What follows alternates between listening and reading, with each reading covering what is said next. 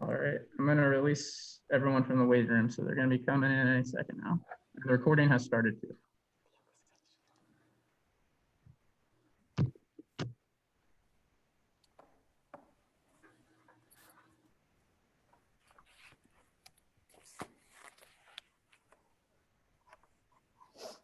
Welcome, everyone. So there's a number of people that will be coming in today, so I'm just going to let everyone get into the room.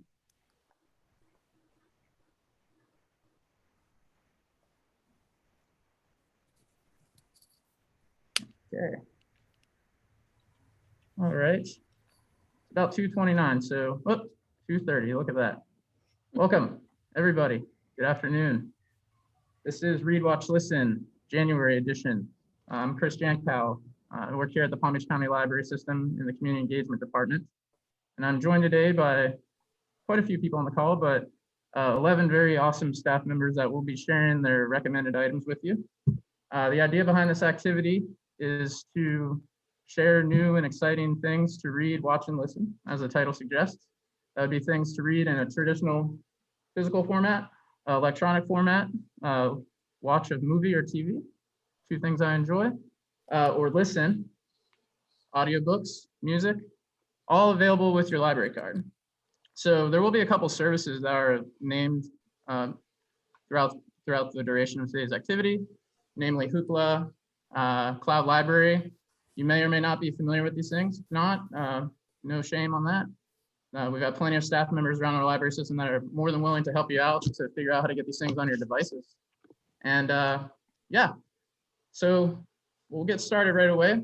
The way this is formatted is pretty simple. There's going to be 3 rounds of recommendations. Again, we do have a lot of staff members on here today, so it'll be 11 recommended items per category.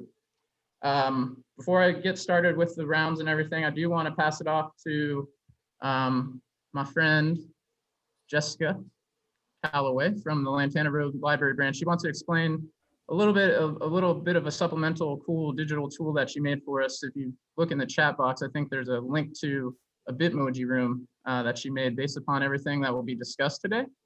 I'll also be following up with everyone that happened to register via email to send them a list of everything that we did today too. So Jessica, if you wouldn't mind sharing for a couple seconds the idea behind that and how it works, and then we'll proceed through the schedule. Sure.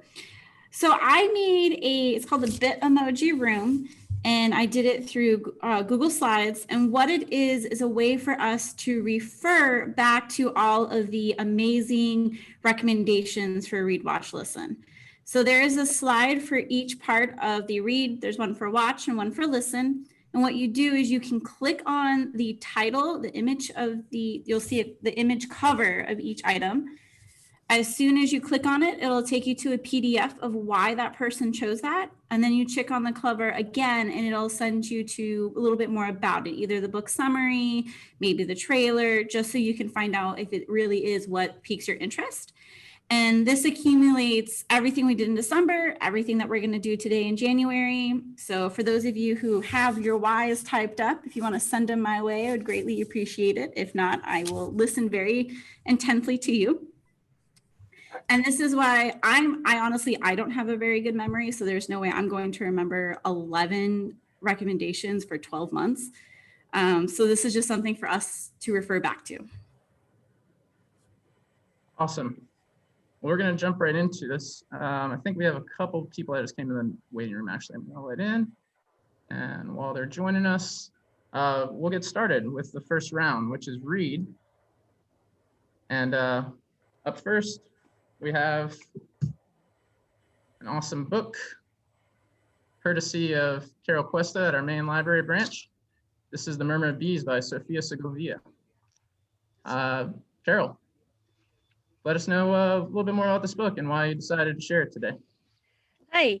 Well, I picked the book. I actually listened to the audiobook. I've been doing audiobooks for a long time. And of course, I listened to the book in Spanish, and we have both program they're talking about there. We have both English and Spanish. It was very I love the story because it was told in a very beautiful way and very poetic and very familiar to me. It's a realistic story with a sprinkle of magical realism just to spice it up. And it takes place in the northern part of Mexico a century ago, with the backdrop of the Mexican Revolution and the 1918 pandemic, which was very prophetic. And it's the story of Simonopio, a wonderful, unique, and somewhat magical child who was found by an old nana covered in bees. And these bees are going to be his companions and guide him forever. And he changes the history of his adopted family and town for a good way. It was I love the way that Sofia Segovia writes, very almost like a grandpa telling his story. And I wanted to share this book with you because I think it's important to read books written in other languages from authors from other cultures. Because if we see characters and experiences that reflect our own or only our own, then we're more likely to believe that our own experience is more important or valid than those that are unfamiliar. And reading books that represent cultures and beliefs that maybe help us change our attitude toward differences. For example, a small example that happened like in my real life is that many American friends like can't believe that we in Latin America, a term of endearment is gordo or gorda, which is fat, but it's not an insult. It's like instead of, hey, honey, we say gordo, gordita, gordito. And it might be shocking to some people, like, don't call me fat, but it's not. So that's one small example that I think. And I had the pleasure of interviewing Sofia Segovia for Hispanic Heritage Month. She was in her house in Monterrey, Mexico. And it was so wonderful to share that and ask questions. And we talked about the pandemic and how prophetic that was. And I just think that these books are simply a slice of normal life and demonstrates that when it comes down to it, we're much more similar, that we're different. Awesome. Thank you so much for that recommendation, Carol. It seems to be a really popular book too. I see it going out on the Bookmobile a lot. Oh, cool. That's our first one for the day. We'll be moving on to our second recommendation, which is brought to us courtesy again from our friend Jessica Calloway at our Lantana Road branch. This is Circe by Madeline Miller. It's a New York Times bestseller. And I like the blurb here that I found from bestselling author Ann Patchett. She calls it an epic spanning thousands of years that also will keep you up all night. It's a keep you up all night page turner. Sounds great. And this is on my reading list. We're actually going to be covering it in our April Book Plus Art activity that we do in collaboration with the Norton Museum. So I'll pass it off to Jessica to tell us more about the book and why she decided to share it today. I love this book. It's very rare that I will give a book 100% of 5 stars. There's nothing that I can find wrong with it, but this is one of those books, so there's absolutely nothing wrong with it. The way it is written is that if you know a little bit about Circe, she comes from a sea titan and a sea nymph and everything. So you have this idea of water throughout the entire novel. And the book is almost so lyrically written that you feel like you're going with that flow of water as you read it with the tide and everything. It's just so beautiful. And the other thing about it is the fact that a lot of Greek and Roman mythology come from a men's perspective. So the outlook that you have on women is not always the greatest perception. So having a tale that's well known throughout our culture being told from a woman's perspective, you're seeing more of how women have to fight for their rights, even in something that is just a fantasy setting. And it's just, I think it's beautiful, and I highly recommend just to read it. It's amazing. Awesome. Thank you for that. I'm trying to figure out how to toggle so everyone isn't, I don't know if everyone's just seeing me while you're talking. I'm sorry there. We have our third item of the round coming up. It's a book called The Silent Patient by Alex Michaelides. It's a psychological thriller that was published in 2019. And on the call with us today, telling us more about the book, is branch manager of our Acreage branch, Doris Mendez de Mayo. Hello, yes. So let me just start by saying I don't normally read psychological thrillers. I'm more of like a dystopian girl, but I'm so grateful that my book club chose this book because it was a page turner with surprise twists. And I honestly, I couldn't put it down. The premise here is that a woman named Alicia Benson is accused of murdering her husband, but hasn't spoken in 6 years since the incident. She's held in a mental facility for the criminally insane. And then we have Theo Farber, who is a brilliant yet flawed psychotherapist extraordinaire. And he is obsessed with Alicia. He's obsessed with cracking her. He wants to help her. And so he takes a job at the medical institution. So we get snippets of Alicia's diary, which she gives to him. So we get her point of view leading up to the murder. And then we also get his point of view. And so when you think things are going one way, they're totally not. So this is a well-written, compelling story with an explosive ending that kept me intrigued from beginning to end. So it was just pure entertainment. Awesome. Thank you so much. For our next book, we're joined on the call with a very special guest today, Library Director Doug Crane, who's going to be sharing about Getting Things Done, The Art of Stress-Free Productivity. It's a New York Times best-selling book, basically on productivity. But I know Doug loves this book, and I would love to hear him let you guys know all about why he decided to pick it. Okay, well, thank you, Chris. It's a pleasure to be on the call today. For someone with from a professional standpoint, I think Getting Things Done is really a book that should be on everyone's shelf. It's really a manual on how to be productive in the workplace, how to understand how to take executive action or administrative action on things. Essentially, this book actually is not new. It's been out over 20 years, but it's thrived. It's the source of a movement known as the GTD movement, based on the first 3 letters of Getting Things Done. So if you hear someone say, oh, I'm a GTDer, then you understand that they're referring to David Allen and his method. It's really essentially how to take anything in your life, identify what it means to you, understand what you need to do next with it, and be able to move something towards completion. I know in this time of COVID, where our brains seem to be a lot of fogged and it's hard to really decide what we want to do, we do need methods and techniques that help us to break through the clutter and decide what exactly it is we want to accomplish and break down what the next action we need to do to get there.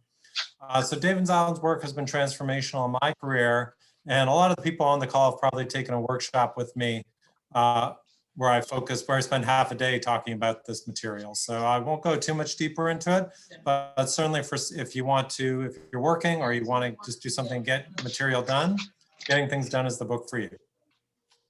Awesome. Thanks so much, Doug, for being here, sharing today. Up next, we have another pretty cool book, I'd say. It's Strange Planet by Nathan Pyle. It's a New York Times bestseller as well. It's based on a phenomenally popular Instagram of the same name. And on the call with us today to tell us a little bit more about why she picked this book, we have Elizabeth Trotta from our West Boynton branch. And take it away, Elizabeth. Thank you. So yes, this book started out as a webcomic. It's at Miss Doris helped me figure out, it's kind of like Mork and Mindy. You have to kind of go into it imagining if you had to describe to an alien little quirks about humanity and euphemisms and metaphors and all sorts of things that we say, and then that alien has to go and try to describe it to all of his cute little alien friends. So if you look at the cover here, we have a couple. Imagine pleasant nonsense is how aliens would describe how we tell other people sweet dreams. And then the star damage at the bottom is like basically a literal interpretation of what sunburn is. So it's all cute, bright colors. They're only 1 to 2 page spreads, so you do not need to sit down and read it all at once. It's all positive. And if you're not necessarily in the same frame of mind as the aliens, it's almost kind of like doing completely written rebus puzzles. So it's almost like work your brain to see if you can figure out what it is they are talking about. So either way, it's fun to read. Very cool. Yeah, actually, since we discussed the other day, I've looked into the webcomic myself. It is really funny. So I recommend it for anyone that needs a little lighthearted reading for sure. And I mean, it's really clever too. So yeah, we'll move on to our next book. Thank you, Elizabeth. We have coming up next a book called Tweet Cute by Emma Lord.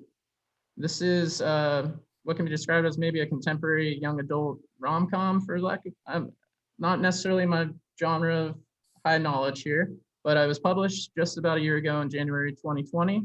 And we have Melanie Norberto from our Acreage branch on the call today. Hey, Melanie, why don't you tell us a little bit more about this book and why you decided to share with us today?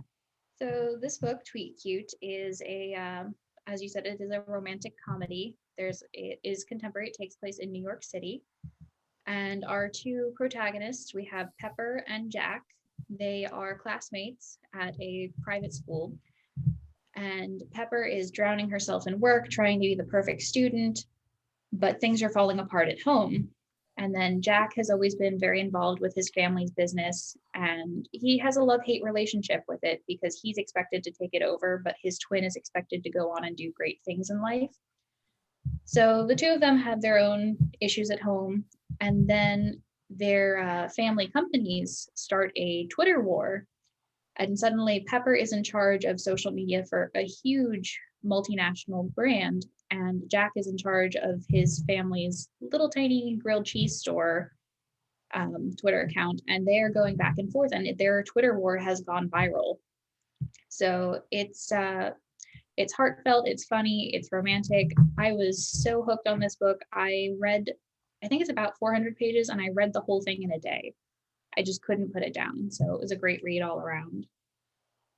Cool. Gotta love a book that you can read in a day, especially a 400-page one. Yeah. Well, thank you so much. Next, we have Katrina Brockway with us. She's from our Okeechobee Boulevard branch. She'll be talking about The House in the Cerulean Sea. This is a really interesting sounding book that I read a little bit more about after Katrina shared it with us leading up to this activity. It was a Goodreads Choice Best Fantasy winner. It was released in January 2020, and it's been described as 1984 meets The Umbrella Academy with a pinch of Douglas Adams thrown in, which I should probably read this because I love everything that is listed there. So here with us today, Katrina Brockway. Take it away. And even that kind of really doesn't fully encompass it. So I think it's kind of like universally agreed that 2020 was like really rough for everyone. And this book is the exact opposite of that. It's funny, it's kind, it's joyful. It's like this really sweet book for seeing people for who they are instead of who everyone else says that they are. It takes place in like a magical version of our world. So you're not like in space, or there's not like some other completely other place that you're in, but it's our world with magic added in. And so it's real, it's known, it's not like secret, like if you were reading Harry Potter that some people don't know that magic exists. It's kind of universally accepted, but it's also very heavily regulated. So the main character is Linus. He's just this quiet 40-year-old guy. He's really solitary, and he works for the department in charge of magical youth. And basically he has to go and oversee these orphanages where magical children live and are kind of kept track of. So he is sent at the very beginning of the story to this orphanage out. You can kind of see it there, out like off really far away, that he almost didn't even know existed. It was actually a very like classified one where they had sent these really special children that nobody really knew what to deal with. So It's very funny. I'd recommend it for all of the times that it made me laugh out loud while I was reading it. I'd recommend it for all of the parts that made me really wish that this is how the world actually worked, that there really were gnomes and sprites and wyverns that like roamed around and lived among us. Made me want to meet these characters, but if that's not enough of a recommendation for you, there is a Were Pomeranian. So that should sell it. All right, I was already kind of sold before that even, so that's just a bonus. Thank you so much, Katrina. On to the next item that we have. It will be, where did my thing go here? Stalking Jack the Ripper by Carrie Maniscalco.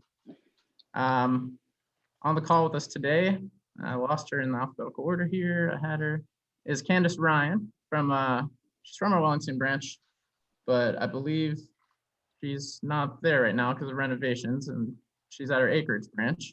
We have a lot of Acreage branchers on the call today. Represent. I used to work there myself. There you are, Candace. Sorry about that, everyone. Hey, how are you today, Candace? Just tell us a little about the book, please. Okay, so I'm going to go on definitely a more gruesome note than Katrina's last pick, which was lighthearted and fun. I love Stalking Jack the Ripper. It's a young adult story. I love it so much, though, because of its ability to stretch across multiple genres within the book. So it blends gothic horror, murder mystery, true crime, historical fiction, and romance, all into such a fun and exciting, albeit really gruesome story. The story is set in London in 1888, which is during the infamous Jack the Ripper slayings. So you've got to imagine this foggy London streets lit up by gas lamps and mysterious men in top hats and capes, that type of thing. So then you insert Audrey Rose, who is destined for tea and crumpets, as a lovely lady should be, but all the while she's secretly visiting her uncle's laboratory, learning the science of dissecting the human body after death, of course, which was unheard of for a lady in the 1800s. So her involvement in forensic medicine then thrusts her into this string of grisly murders, which is where the author begins to add all of the elements of true crime, because she provides the readers with pictures of the actual victims, the victim photographs that were taken then, and the letters that were penned by the actual Jack the Ripper. And then, so you also throw in her snarky male partner / love interest guy, and you've got a good time. So it's a series also. There are 3 more books after this one that each focus on a different part of history and nefarious character, but they have that same gothic-y, macabre feeling to it. So this is another page turner for sure. Very cool. Thanks, Candace. And on to our next item. We have a very special item, I would say, compared to the rest of the list. It's a book called Party Problems by C.L. Reed. We have Teresa Steinmeier from our Jupiter branch on the call today to maybe explain a little more of this. And I know all 3 of your items are kind of related, so take it away. Yes, hello. All 3 of my items are related. So here at the Jupiter branch, I have a special interest in American Sign Language, and that's a lot of the programs that I do here are ASL related. So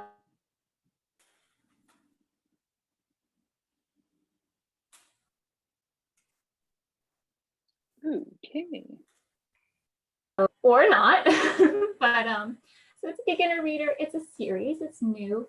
It's written by a deaf-blind author, and the main character is Emma, and she is a little girl like many others who is nervous about going to a birthday party, doesn't know if her dress is too fancy and things like that. And Emma is also deaf, so she has some concerns with that, whether she will be comfortable at the party and be able to understand, and people will understand her. So I was really happy to see it come through at the branch and in the system, because it's a way to kind of introduce deaf culture and American Sign Language, and both for hearing children and deaf children to be able to relate to this character. So it's really nice to kind of introduce the deaf culture, and maybe if a child goes to class with somebody who's deaf or the child themselves is deaf, it's just a nice little intro, and it does have some American Sign Language tips in there and signs. So I just enjoyed it. Wonderful. Thank you, Teresa. Pretty cool. Up next, we have another guest from the Jupiter branch as well, Jennifer Ramos. She'll be discussing a New York Times bestselling memoir that was released last May called Hollywood Park. Take it away. Hi. So I'm really excited to share this book with you guys because it is absolutely fantastic. As a person who doesn't normally read biographies, this one just blew me away. So it's a memoir by Mikel Gillette, who you may or may not know as the lead musician for a band called the Airborne Toxic Event. And this memoir is about how he grew up in a cult in the early 1970s, the Church of Synanon, which originally was a rehab facility, but quickly became a violent cult. His father was struggling with addiction, so the family went to this church to help solve his addiction, and quickly things turn very dark. One of the early things that happened to him is the cult decided that all the children, once they reach 6 months of age, were going to be taken away from their parents and raised in a kind of communal orphanage, and they would be called Children of the Universe. So that obviously was a little weird. A lot of other very odd things happen. Eventually, Mikel, his older brother, and his mother were able to escape. But that's really just the beginning of the story, because the trauma of what happened to him at an early age just follows him throughout his life. And it's just a childhood that's filled with poverty, trauma, and a lot of emotional abuse. Despite all these very dark subjects, it's a very uplifting book. If you read Educated by Tara Westover, you would absolutely love this book. This is the book I recommend for you. Very cool. Yeah, Educated was great too, so I'm sure I would like this myself. Sounds awesome. Very, very captivating book. Up next, and rounding out our first round here, last but not least whatsoever, is the man, the myth, the legend, James Larson, branch manager of the Gardens branch. What do you got for us today, James? Today I have for you a lovely literary novel called Piranesi by Susanna Clarke. You may be familiar with the name. She is the author of the tome of a novel, Jonathan Strange and Mr. Norrell.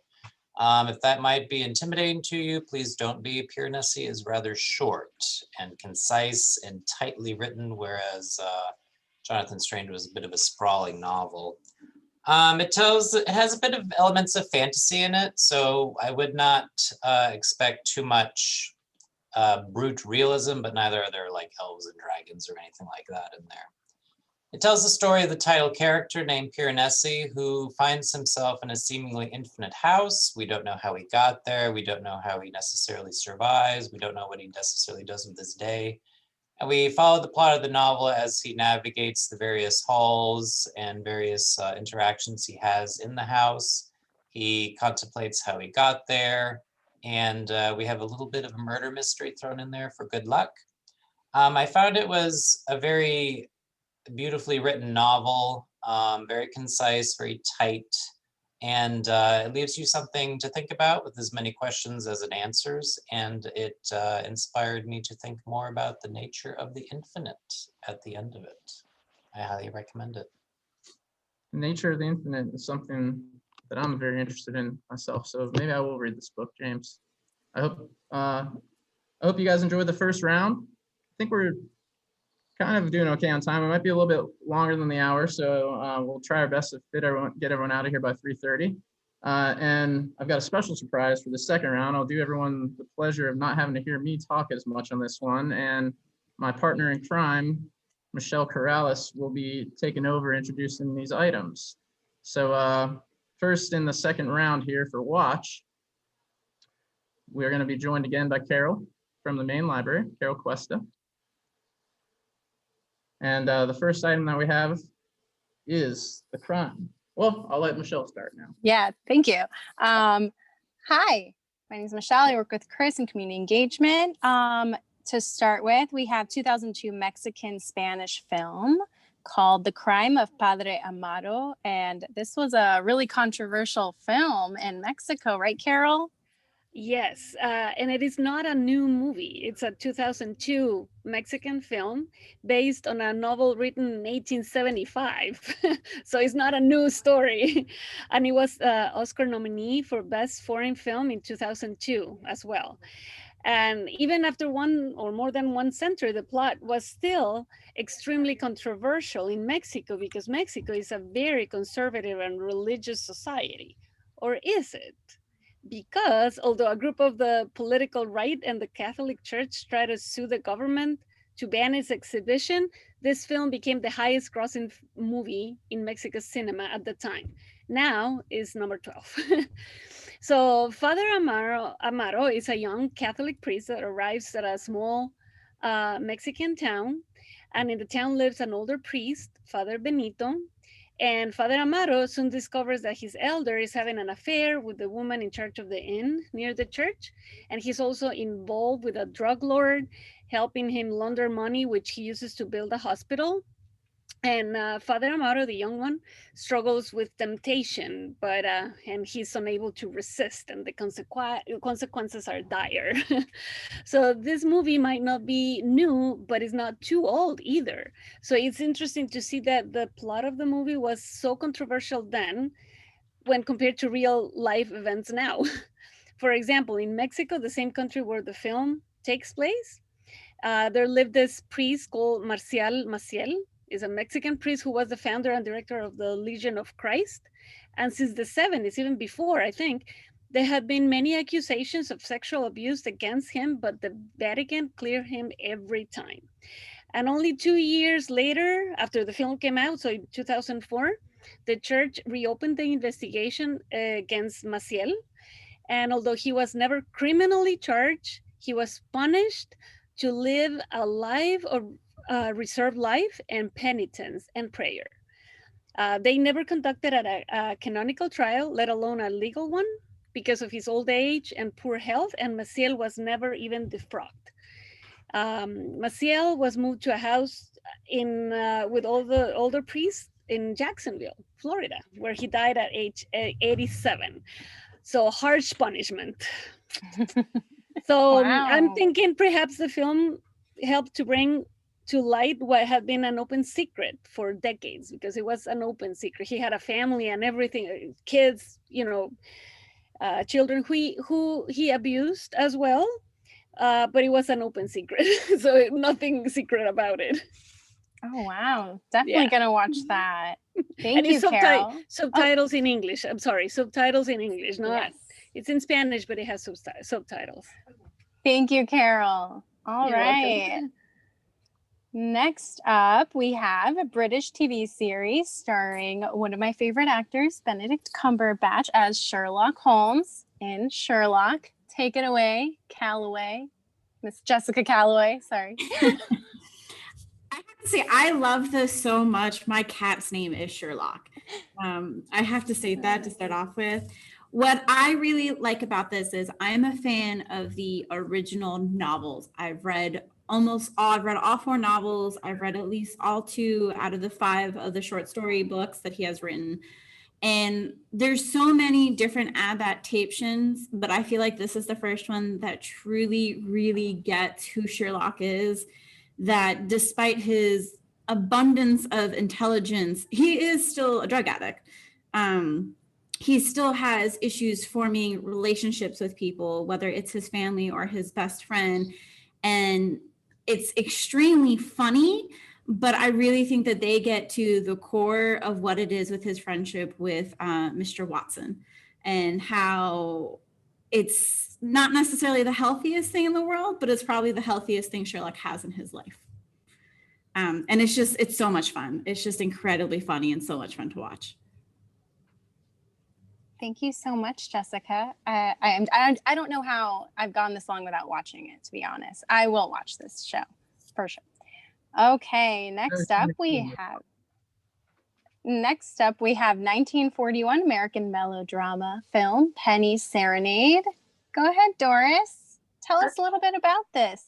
Well, let me just say I've been a Cary Grant fan for a really long time. And last month I read the newest biography on him, Cary Grant, A Brilliant Disguise by Scott Eyman. And it went into the many films that he made. And I realized I basically have just been consuming all his comedies, but he has had a lot of dramatic roles. And in Penny Serenade, it's starting with Irene Dunne. They're a married couple, and they have their ups and downs in their marriage, and they struggle. And they raise their adopted daughter. Grant received his very first Academy Award nomination for this. He didn't win, but he totally deserved to. He's just so compelling in this film, and there's a specific scene that he was phenomenal in, and it just gave me all of the feels, especially since I hadn't seen him in a dramatic role before. And so I'm not ashamed to say that I ugly cried during this scene. So even if you're not a Cary Grant fan, if maybe you're just a classic movie fan, this is definitely one that you should watch.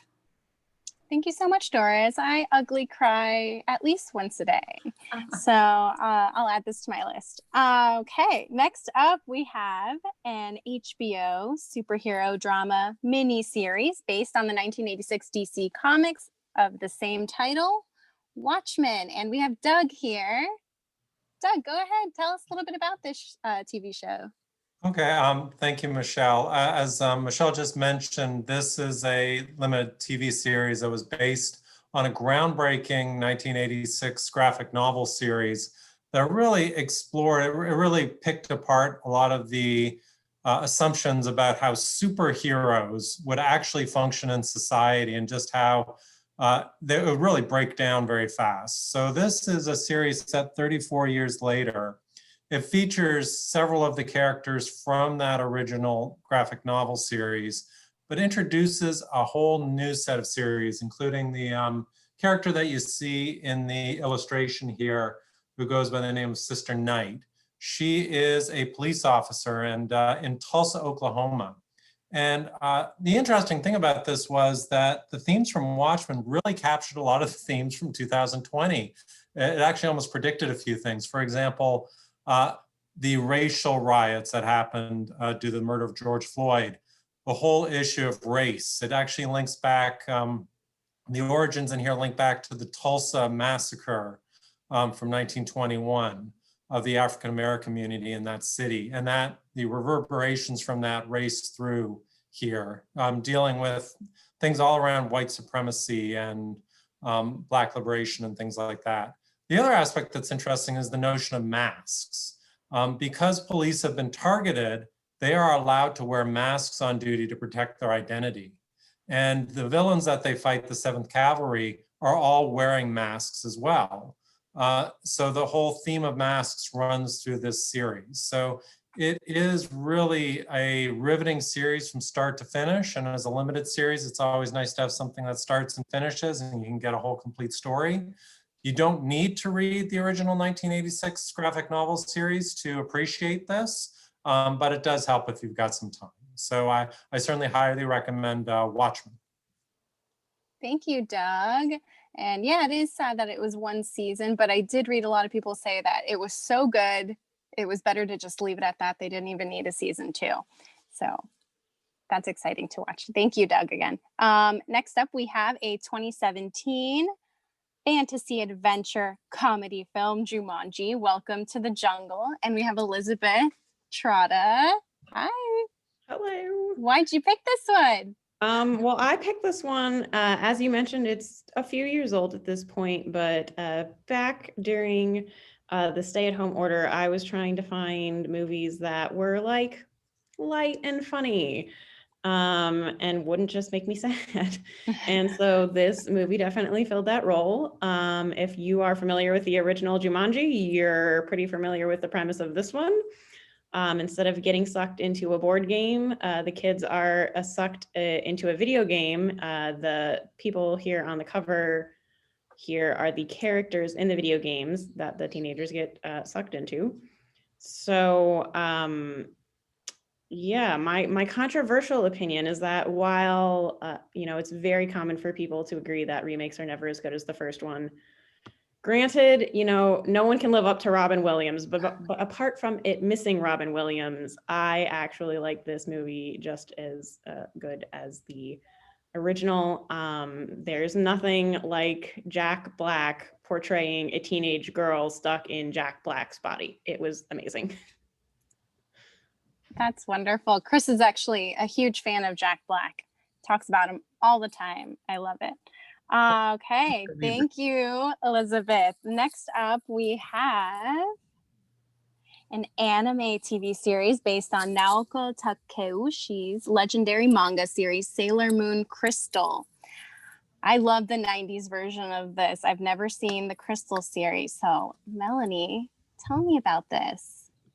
So I also loved the original version, the original animated series of Sailor Moon. I was born in the 90s, so I grew up watching the English dub when I was little.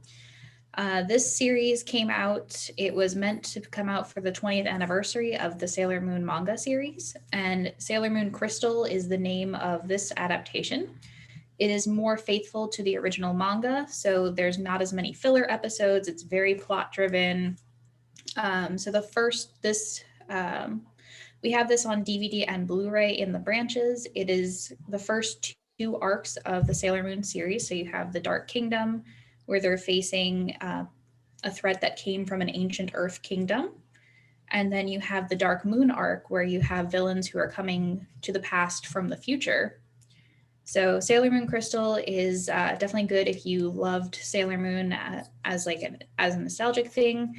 But it's also good if you want to get introduced to Sailor Moon, but you don't feel like watching the original series, which is admittedly very long and full of filler episodes. So it's fun. I highly recommend it. And yeah. Thank you so much, Melanie. All right. Next up, we have 2018 contemporary retelling of the Robin Hood legend starring Taron Egerton and Jamie Foxx. Katrina, I'm happy you chose this. I loved this one. I did too. So I had no particular expectations when I picked up this movie. I like Robin Hood stories, and I also really liked the actor who plays Friar Tuck in this version. He's this Australian comedian named Tim Minchin, who I think is hilarious. And that was it. That was my entire thought process behind deciding to watch this movie. I knew nothing else about it. But right before we went to put it on for family movie night, my kids are teenagers. I wouldn't recommend this really for small kids, but if you're looking for teen type, safe for the whole family movies, this would work. And right before we go to put it on, my husband starts playing around on his phone, and he likes sharing trivia and spoilers and things that he reads, and sometimes ruining movie night. I love him anyway, but it's kind of an annoying habit. And he goes and he got me all worried because he's like, oh man, the reviews are so bad. Everybody hated it. This is going to be a train wreck. And I freaked out a little bit. I'm just like, wait, no, but I just want to enjoy Robin Hood. They're wrong. I don't care what those reviews say or the critics say, because this is a lot of fun. It's very action oriented, but I also thought it was really interesting. It drives into the reasons why Robin Hood was stealing from the rich and giving to the poor. It wasn't just this random reallocation of wealth plan that he had going on. It touches a little bit on the baggage that he carried for for going to the Crusades, which I thought was interesting and sometimes gets glossed over. There's a Maid Marian character who has something more than like 2 lines and a fainting spell in it. Like she actually is a real character with like a real point to the plot.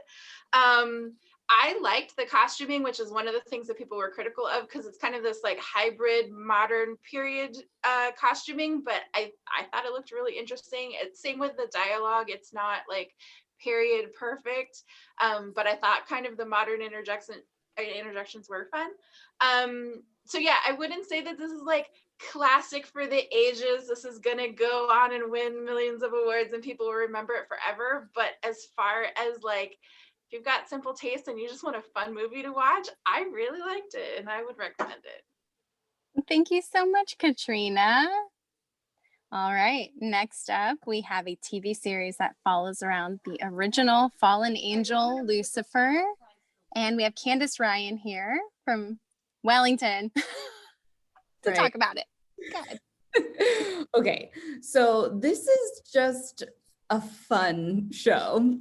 It's very loosely based off of characters that are written by Neil Gaiman, and it focuses on Lucifer Morningstar, the devil, who after becoming tired of his life in hell has taken up life as a nightclub owner in present day Los Angeles. He, through certain circumstances, ends up meeting a female LAPD detective and becomes really intrigued with her inherent goodness because, of course, humanity is just awful. And how could somebody be that good of a person? And so he segues into playing the part of LAPD consultant, the devil, and using his devilish abilities, he draws out criminals' deepest desires, all the while living it up in all of the vices that LA has to offer. And at the same time, he's struggling with developing actual human emotion, which he thinks would never happen to him, but he realizes that maybe this is something that's happening through having lengthy conversations with his therapist. So it's a classic police procedural show. If you're familiar with any of those Law and Orders or NCISs and all of those abbreviation shows, it's that same thing, but it has a twist of biblical proportion. It's campy, it's funny, super sexy, and the interactions between the angels, the demons, the humans, and Tom Ellis as Lucifer is completely binge-worthy. It is my guilty pleasure. Thank you so much, Candace. I love it. I can't wait to watch this one. All right, next up we have American Sign Language play adaptation of beloved folktale Little Red Riding Hood. And we have Teresa here to tell us a little bit about it. Yes, so this is a series, another series. I kind of wish I chose a different one because the wolf on this one is a little bit creepy. But there are all different ones, such as Goldilocks and Stone Soup and the Magic Mirror. It is all in ASL. It has English voiceover, so if your child is hearing or you're trying to learn ASL, it is a wonderful way to learn American Sign Language and kind of get that exposure to it.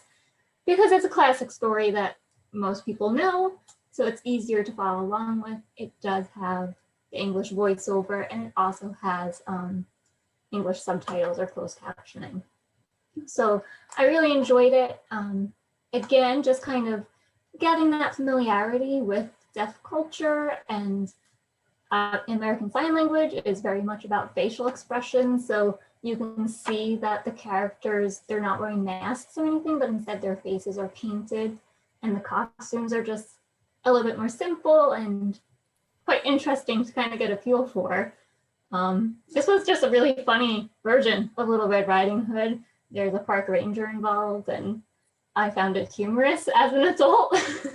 So it's not the worst thing to watch with your child or a child that you look after. So I enjoyed that. And again, it is in American Sign Language, so it's just a nice way to kind of, if you're looking to learn, or if you use American Sign Language and you want to have this, we do have children's DVDs that are in ASL as well, along with our adult DVDs that we have. So I just thought it was an interesting one that people might not be aware of.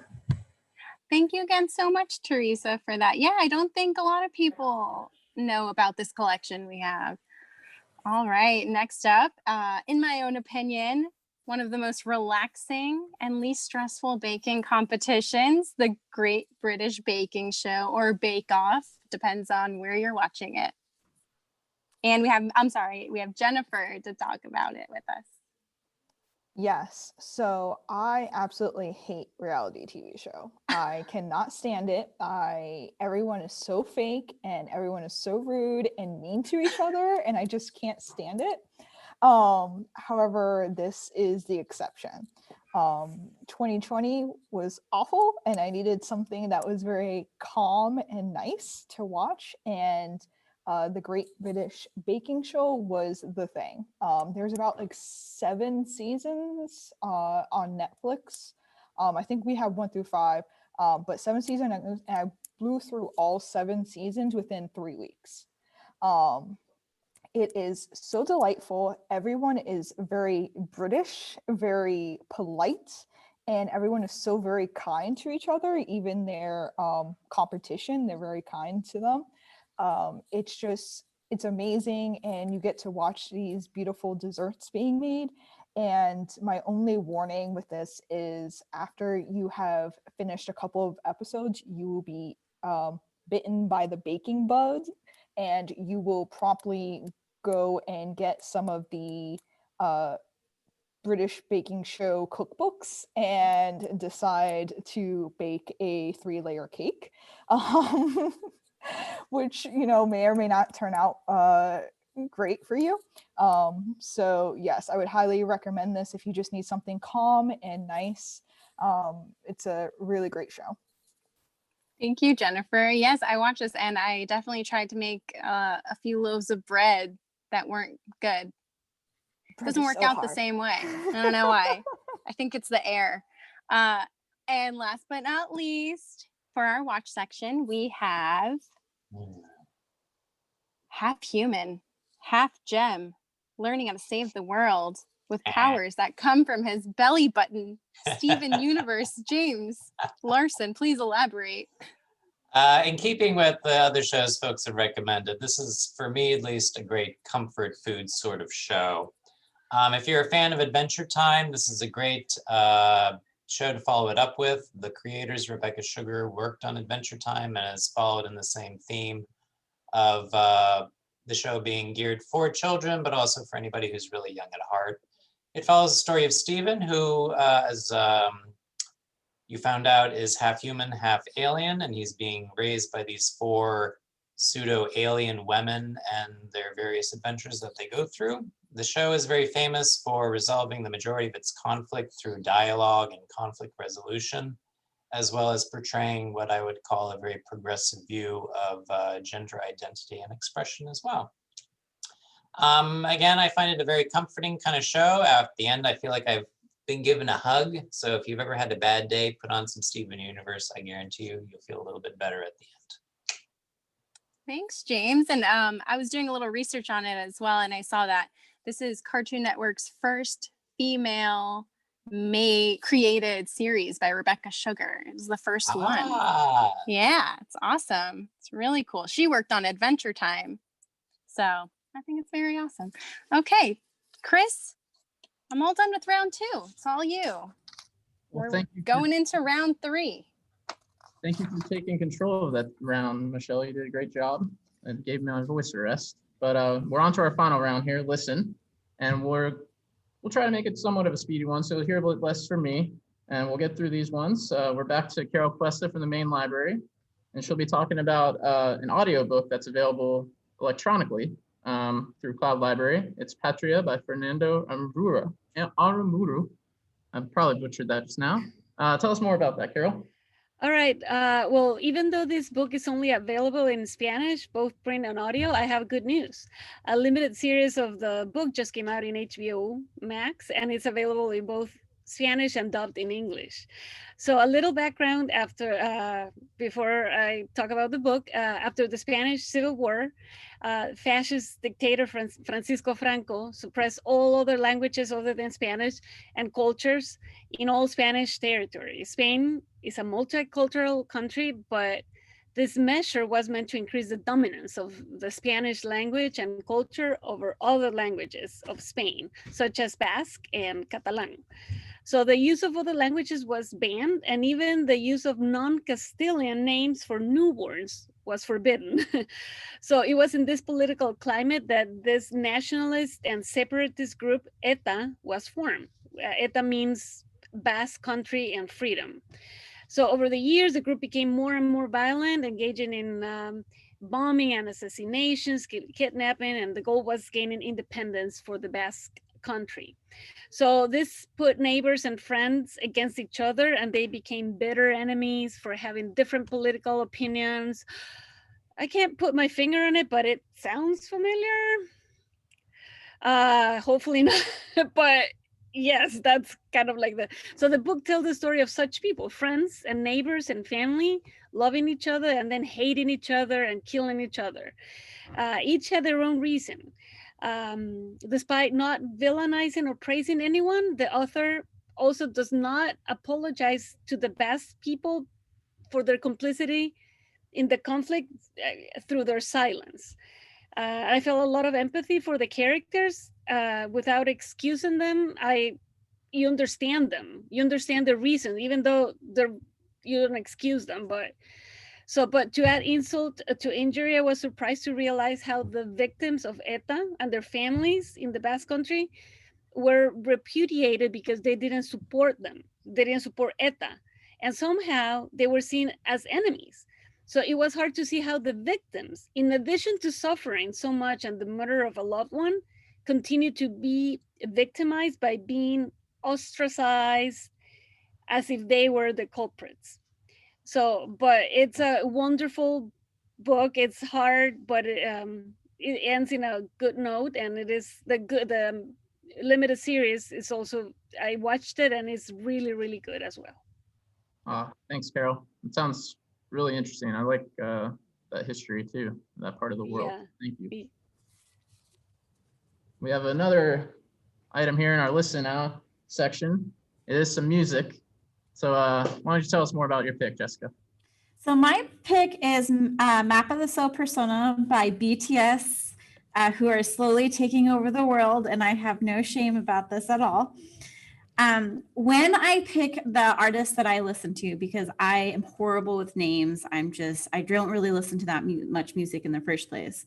But I actually discovered them because I was looking at charity work. They donate almost over 50% of their profits that they make each year to charity that deals with bullying, mental health, other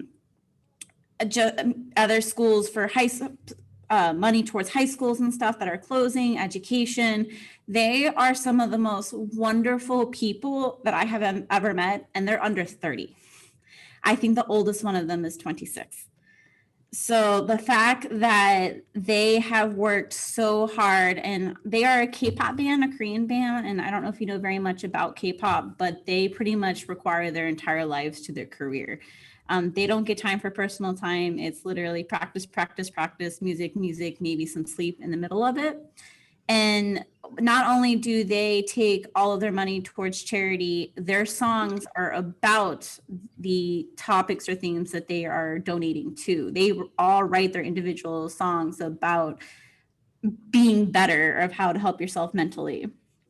So they are just amazing and catchy. They're really catchy too.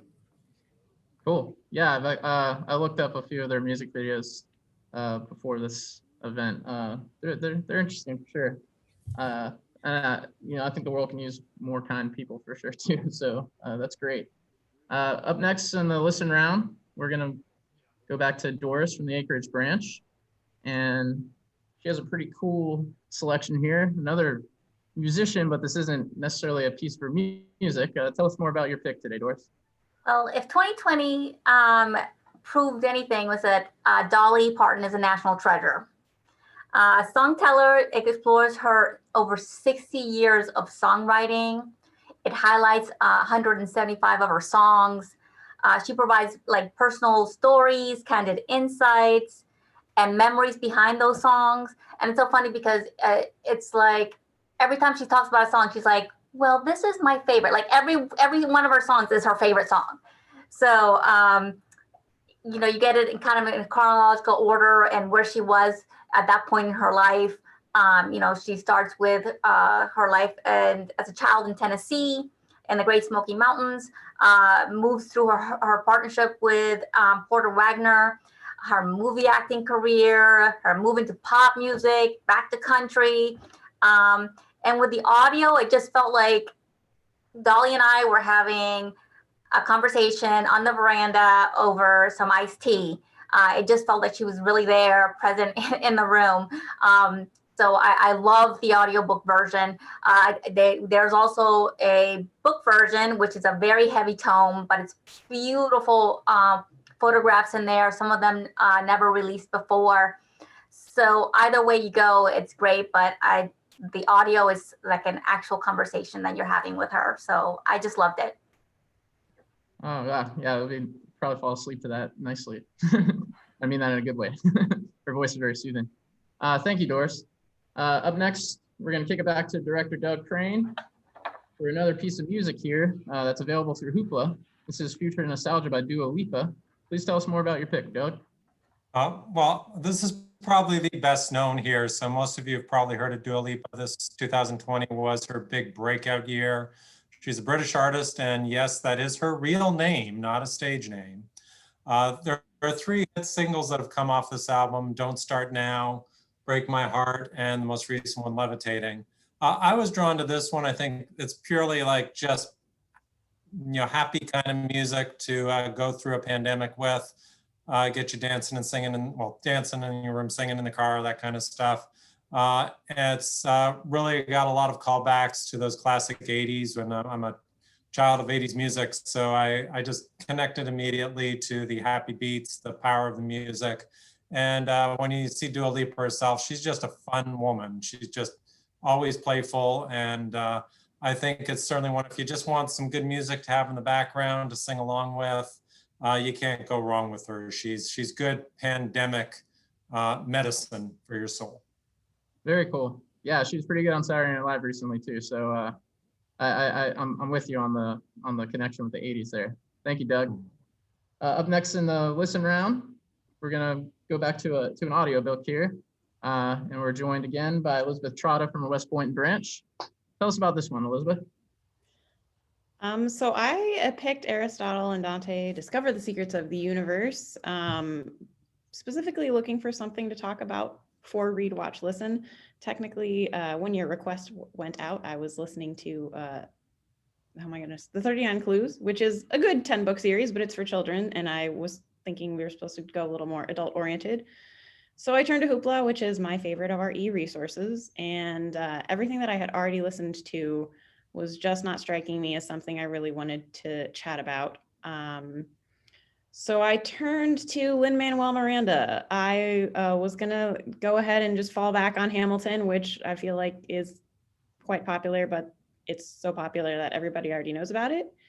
And while this book had been on my to listen to list, I did not actually realize until I did a search for Lin-Manuel Miranda that he was the narrator of this audiobook, which automatically gives it bonus points because everything that he does, Hamilton interviews, his poetry book that we have, he does with just such passion that I really enjoyed listening to this. It's a coming of age story about 2 Mexican-American boys. It has won quite a few awards. It won the Stonewall Award, it won the Pour Belpré Award, and it was a Prince Honor Book. And it's narrative, it's a lot of dialogue, so I don't know that I would have stuck with it as a book, but as an audiobook, it was great. Very cool. Thanks. I agree with you on Lin-Manuel Miranda. He's very cool. We're back to Katrina Brockway here from the Okeechobee Boulevard branch, here to talk to us about Bloody Jack. Nope, that is not the right slide. Sleeping Giants. There we go. I'm sure the other book is great. I didn't read it though, so I can't tell you anything about it. I can talk about this series though. So this is the first in a trilogy that I really, really loved. It's science fiction, and it explores the idea of what people would do if you were faced with absolute proof that intelligent life exists in the universe, that it's been to Earth, and they are definitely a lot more advanced than we are. So how would like scientists respond? How would the government respond? How would the military respond? How would other countries respond to this? Would people get possessive about technology that they found? Would people share those secrets? It's really, really interesting to start thinking about that. But it's also told in this really non-traditional format, which I also really enjoyed. So usually I'm kind of ambivalent about whether you read it or you listen to it. You just kind of do whatever works best for you. But this book is all written as if it's transcripts from like different interviews that are given, government reports, interrogations, people's like voice logs of things that happened on the field. And so since it's recorded with a full cast, you actually get that experience as if you're listening to those recordings or you're hearing the audio from this interrogation. And it kind of adds that sort of extra layer of realism for this thing that is, you know, it's not real, but the way that it's written, it almost could be. It's really, really interesting. I absolutely suggest getting the audiobook and tracking that down. I got so sucked into the story. It's really, really engaging. And I couldn't wait to find out what was going to happen next and what these people were going to do or how they were going to react to this really, really like world-shattering event. So yeah, wholeheartedly recommend this. It's a lot of fun. Very cool. Thanks, Katrina. Thank you. And next, I think we'll really have the real person who recommended Bloody Jack here. Back to Melanie from Acreage. Yes, so this one, Bloody Jack, is a bit of an older book. The book itself is from 2002. I actually listened to the audiobook for the first time a number of years ago, but I chose this book specifically because I found it via the narrator. So the narrator is Catherine Kellgren, and she was also the narrator for Sadie Kane in The Kane Chronicles by Rick Riordan. So I really liked her voice. She is British, and she, in this book, does a very good Cockney accent. So this audiobook takes place in the 1800s. We have our main character, Mary Jackie Faber. I did air quotes around the wrong name. Mary Jackie Faber. She disguises herself as a ship's boy and is sailing the seas on a naval vessel. So it's a good book for exploring gender identity and gender roles. And throughout the course of the story, we begin to learn about how she gets the name Bloody. And it's the first book in a series, so I highly recommend it. The audiobook version is available a number of ways, and the audio version is definitely what sold me on this title. Very cool. Thanks, Melanie. On to our next pick. We're going to be visited again by Candace Ryan. She'll be talking to us about Blue Boy. It could be accessed as an electronic book through Hoopla, our audiobook, I guess. Take it away, Candace. All right. So this audio book that I'm recommending was actually a recommendation from Katrina, who is on our call today. So thank you so much, Katrina, because I absolutely loved this audiobook. The story revolves around Kiran. He's an Indian American preteen, and he's growing up in Cincinnati in the 90s. So this is a little bit nostalgic for me because I also grew up in the 90s, not in Cincinnati, but there are some things in the story that I can relate to there. It's an adult novel, but it's written from a child's perspective, from Kiran's perspective, which is really refreshing to me because it's honest. It's a child's honest perspective of how he's feeling and what he's going through and what he's thinking. And it's it's really a humorous and endearing coming of age story. It's filled with all the angst and the bullies and the insecurities that you go through when you're like 12 years old. But it's also a look into what it's like growing up dealing not only with his cultural self-actualization as an Indian American teen, but also his sexual and gender self-actualization, and a life where he doesn't really feel accepted on either side with his Indian or with his American culture. And the author is able to have you laughing 1 minute and then crying the next minute. Ugly cry, definitely. But sometimes both of those things are happening at the same time. And you're like, I have so many feelings right now. But the reason I really chose this as an audiobook in the listen category is because of the narrator's beautiful, authentic Indian accent and his ability to fully embody Kiran's characterization and voice when discussing his Indian heritage. Vikas Adam is the narrator of the story, and he's done over 200 audiobooks. So if you ever see his name anywhere, I would highly recommend listening to that audio, because he's just got a beautiful voice and he really puts his whole self into it. Just very similar to Lin-Manuel Miranda, as Elizabeth was talking about earlier.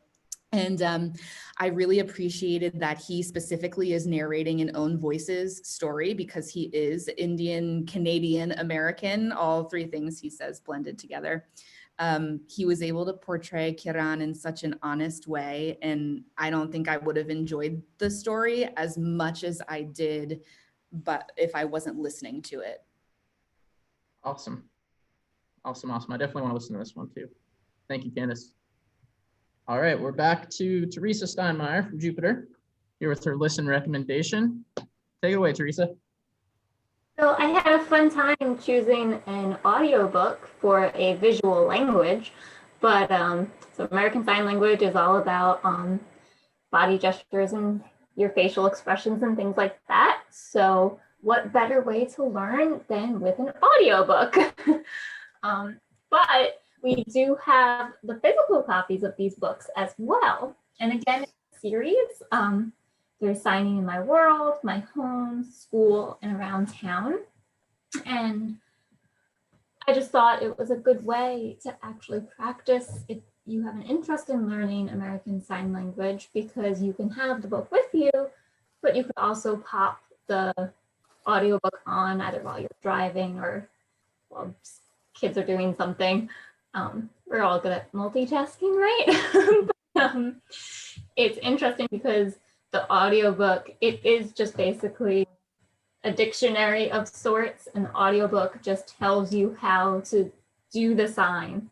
And that's what it is. So it's, you know, boy, fold your hand down like that. The book is better at explaining it than I am. So I just thought it was an interesting way to kind of supplement learning American Sign Language. And again, it's such a visual language. I do recommend seeking other ways of learning as well. Activities at different branches are good for that, but it's just one more way to kind of get accustomed to ASL and the language and deaf culture. So, interesting pick for an audiobook. Excellent. Thank you, Teresa. Moving on to our next item. We have Jennifer coming back on the call. Talk to us about her listen recommendation. Take it away, Jennifer. Hi, so I chose The Lady from the Black Lagoon by Mallory O'Meara. And this book came to my attention because Mallory O'Meara runs a pretty popular podcast called Reading Glasses that is just a podcast about bookish things. And this is her first book. And it's kind of a true life detective story and also a celebration of a forgotten feminist trailblazer. So Millicent Patrick is actually one of Disney's first female animators and the only woman in history to create one of Hollywood's classic movie monsters. And for many, many years, since I think the Creature from the Black Lagoon came out in 1954, it's been credited to a different person. Bud Westmore was credited for creating the creature, and that is actually not so. So through some detective work, Mallory O'Malley was able to find out that actually Millicent Patrick is the creator of the Creature from the Black Lagoon, but because of sexism and misogyny, she was not given credit for that time, and it all went to Bud Westmore, and she was basically pushed out of history. This is great to read as a regular physical book, but because the author reads it in the audiobook, I think it gives it a little extra something, because throughout the book she kind of compares it to issues that she has faced working in Hollywood, and how they are very much parallel. So even though there's such a span of years, they are facing, Hollywood hasn't changed, or it hasn't changed as much as it should have in this amount of time. So I highly, highly recommend it. And she's coming out with another book later this year. So once you're done with this, you can go and get Girly Drinks, which I believe is coming out in August or October. Awesome. Thank you, Jennifer. Closing us out today is, again, James Larson. What do you got for us today, James, on the listen category? I have some cultural and historical edification for you all. I'll be brief. The Great Courses are one of my very favorite products, and while I particularly liked this one pictured here, A History of England from the Tudors to the Stuarts, this particular brand has topic on almost anything. You could learn something about basic cooking, to improving your garden, to a treatise on metaphysics and philosophy, to advanced calculus if you're interested in math. There's really something for everyone here. These tend to be very long and dense audiobooks, and I find that they're really great if I need a break from the news, especially in 2020, and I am interested in getting some sort of intellectual stimulation. They tend to last for about 20 hours plus, so they are a bit of a commitment. But if you were interested in a sort of deep overview of any particular topic, I think these are a great resource for you. You can pick them up, put them down. There's no quizzes at the end of the lectures, no theses due at the end. And I think it's a great resource, and I hope you all find something you enjoy. Wonderful, James. Thank you so much. Everyone who's on the call today, all the staff members, giving their great recommendations. I think we have a lot to read, watch, and listen now, if we didn't have enough of that already. We will be returning on February 10th at 2:30 with a whole new slew of staff to be given their recommended items.